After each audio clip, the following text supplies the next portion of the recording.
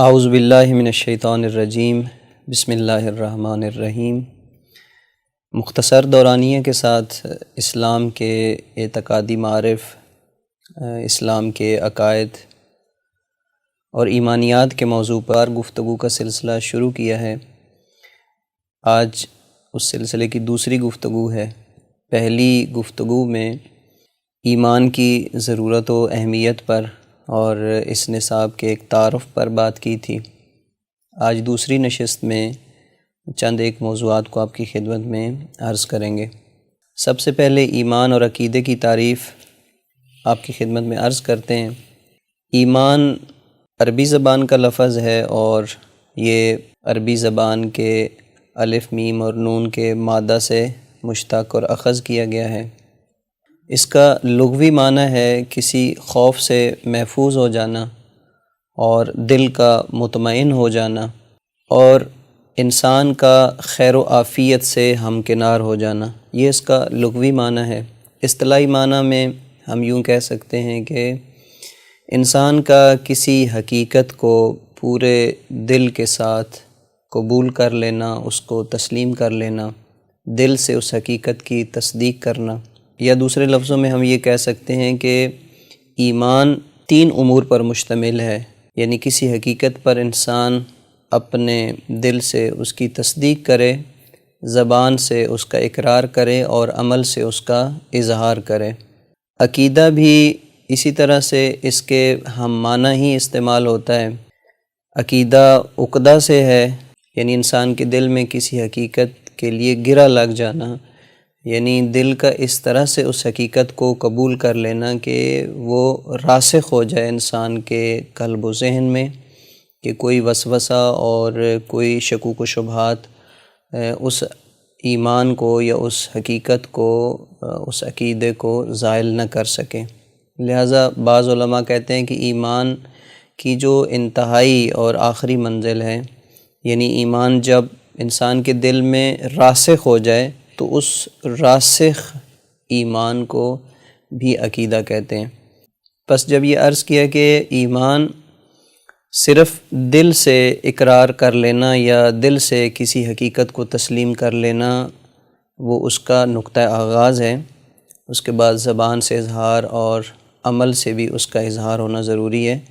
تو گویا ہم یوں کہہ سکتے ہیں کہ صرف قلبی رجحانات، میلانات یا انسان کا کسی حقیقت سے اعتقادی اور روحانی وابستگی کو صرف ایمان نہیں کہہ سکتے،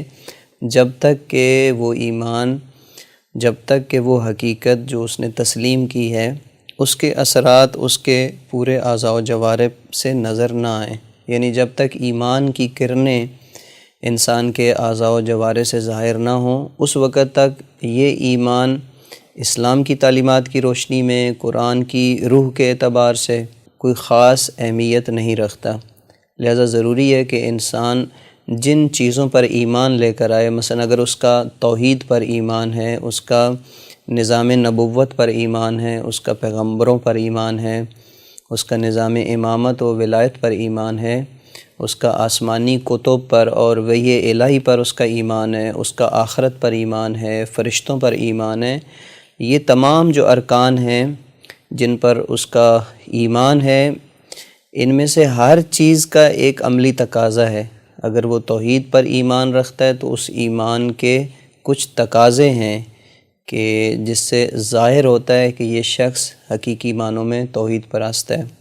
اسی طرح اگر وہ پیغمبروں پر ایمان رکھتا ہے تو اس ایمان کے بھی کچھ تقاضے اور اس کے اثرات ہیں کہ جو اس انسان پر مرتب ہوتے ہیں۔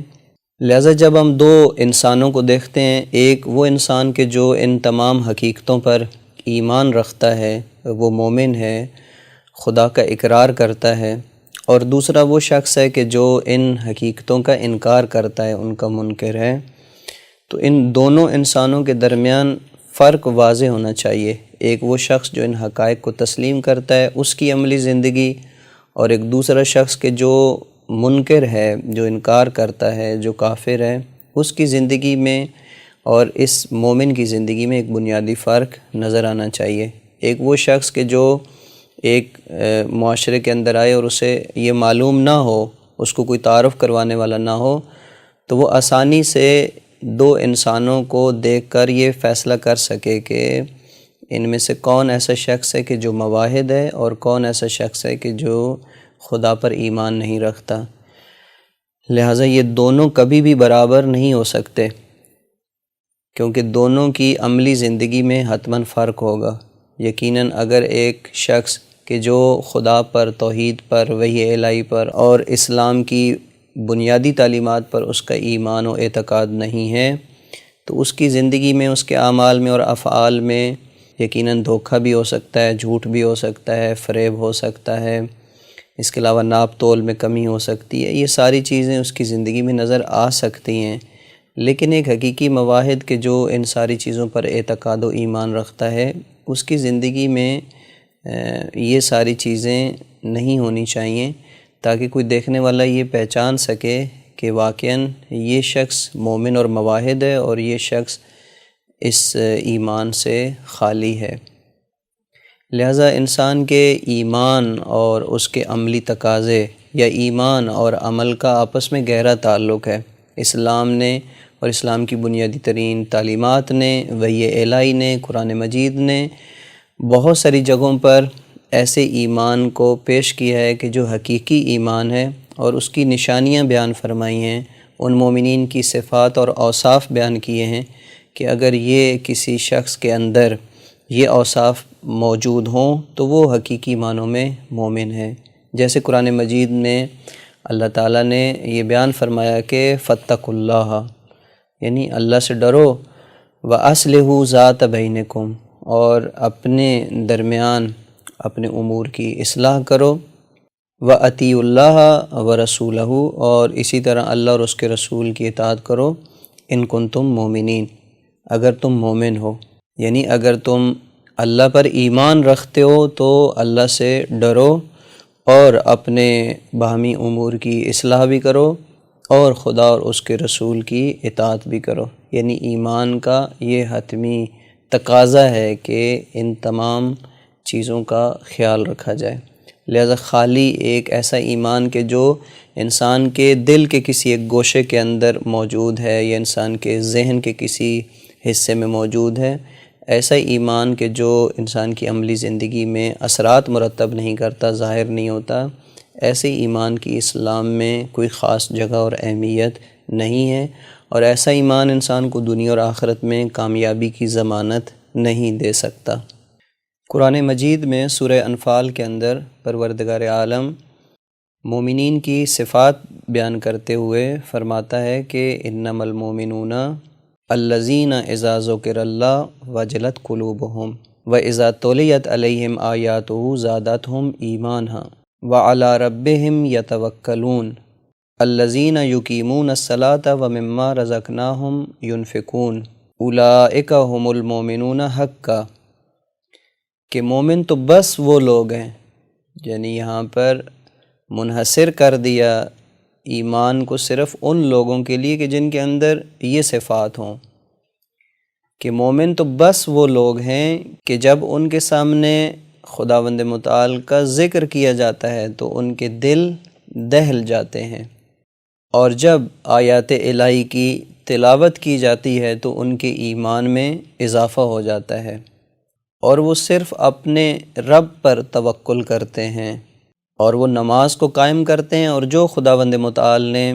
ان کو رزق عطا کیا ہے اس میں سے انفاق اور خرچ کرتے ہیں۔ اور پھر تاکیداً یہ فرمایا کہ اولئک ھم المؤمنون حقا، کہ یقیناً یہ لوگ واقعاً اور حقیقت میں مومن ہیں، کہ جن کے اندر یہ صفات اور یہ علامتیں پائی جائیں کہ جب خداوند متعال کا ذکر ہو تو ان کے دل دہل جائیں، اور جب آیات الہی کی تلاوت کی جائے تو ان کے ایمان میں اضافہ ہو جائے، وہ خدا پر توکل کرنے والے ہوں، نماز کو قائم کرنے والے ہوں، اور جو خداوند متعال نے ان کو عطا کیا ہے اس میں سے خرچ کرنے والے ہوں، تو ایسے افراد یقیناً مومن ہیں، حقیقی مومن ہیں۔ لہذا ان صفات کی وضاحت انشاءاللہ اگلے درس کے اندر بیان کریں گے کہ یہ صفات جو پاک پروردگار نے ایک مومن کے لیے بیان فرمائی ہیں، ان کی تفصیل و تشریح مختصر انداز میں آپ کی خدمت میں عرض کریں گے۔ والسلام علیکم ورحمۃ اللہ وبرکاتہ۔